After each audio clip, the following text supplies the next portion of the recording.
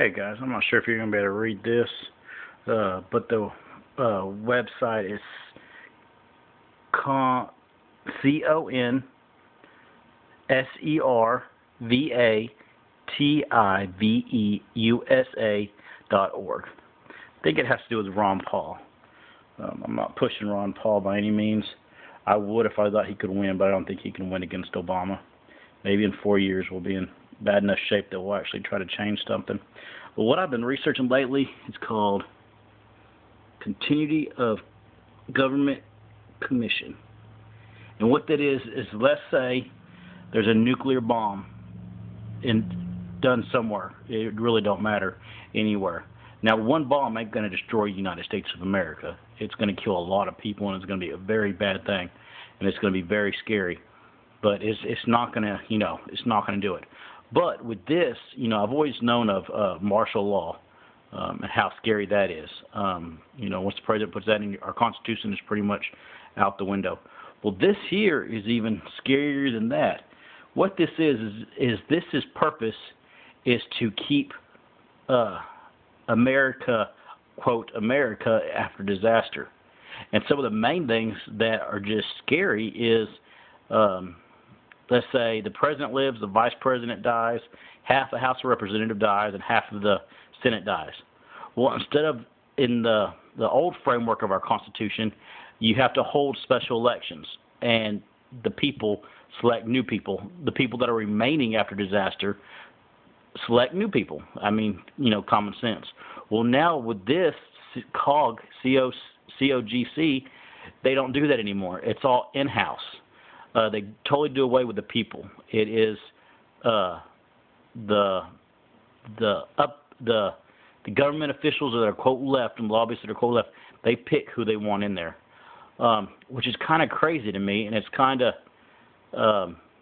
hits you in the gut, because I can see a terrorist attack, but with all this framework in it, it also looks like they're setting up where they could have like a coup. They could have a disaster, a quote disaster, and with that, totally take reins without any of us doing anything because it's already in the bylaws. All of a sudden you have troops that have these whole plan series. Like I said, I'm not a doomsday. That's not what I'm trying to say here. I'm saying I'd like for y'all out there to look at it yourself and to research it yourself, because as of my lookings, it's interesting. Now, on that being said, I also have a clip. It's on the History Channel, and it talks about this, the COG. And so let's sit back and watch for a minute. The oldest and most secretive part of the nation's plan attempts to address this nightmare scenario. It's called COG, Continuity of Government. Continuity of Government, or COG, is a program that ensures that in the event that the American government faces a catastrophe, nuclear, chemical, biological, or terrorist attack, that the country does not descend into anarchy, that there is some hand of government that continues to rule and prevents the country from dissolving into chaos. These plans are highly classified for good reason.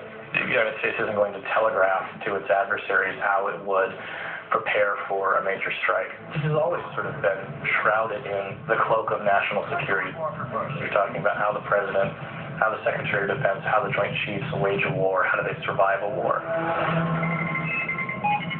Post-blast, the Joint Chiefs of Staff orders the U.S. military placed on the highest alert. DEFCON 1 sets military plans in motion. The mission? Prevent the decapitation of America's democracy. The Pentagon's Joint Emergency Evacuation Program shifts into high gear. Designated Department of Defense helicopters located near Washington remain on alert 24/7, 365 days a year. Upon detonation, they swoop in to pick up officials needed to maintain strategic direction and control of armed forces. They are airborne, heading for undisclosed radiation-proof continuity of government locations up and down the coast. A direct hit or near direct hit on the Capitol would essentially incinerate it, render it useless for governance, at least in the near term. So that meant that you had to remove government from the capital to some place outside of the blast zone.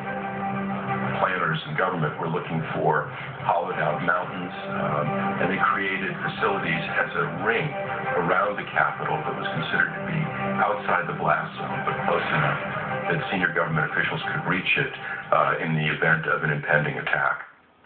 Today, there are believed to be over 90 continuity of government evacuation sites within the federal arc, the 300-mile perimeter circling Washington, D.C. Location of these sites, classified. All right, and my thing with this is going on a little bit further. It talks about if there's one explosion in the United States, they are automatically going to prepare for two. You know, they're going to shut down no plane travel, no train travel, no bus systems. Everything gets shut down until they, quote, find what they're looking for. So my question is, if I'm in the country or if I don't want to give them my guns, am I automatically could be considered a terrorist because I'm not reforming to what they say? Ready for your feedback, whether it's good or bad. I don't care. I just thought I'd stick it out there. Talk to y'all later, guys. Bye-bye.